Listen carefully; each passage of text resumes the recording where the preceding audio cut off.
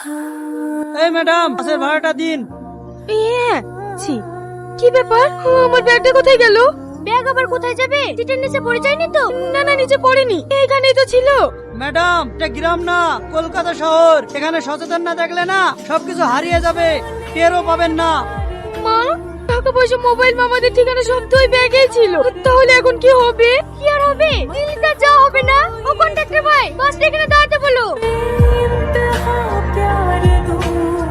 মধু, মধু তো ঠিক আছে তো? তোর এই অবস্থা কি করে হলো মধু? আপনি কাঁদছেন কেন? কে আপনি? বাবু, তুই কি বলছিস? তুই আমাকে চিনতে পারছিস নি? আমি তোর মা।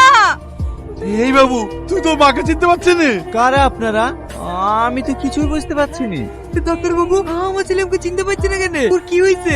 ও, আপনি তাহলে পেশেন্টের বাবা? হ্যাঁ ডাক্তার বাবু। দেখুন, আপনার ছেলে স্মৃতিশক্তি হারিয়ে ফেলেছে, এর জন্য কাউকে চিনতে পারছে না।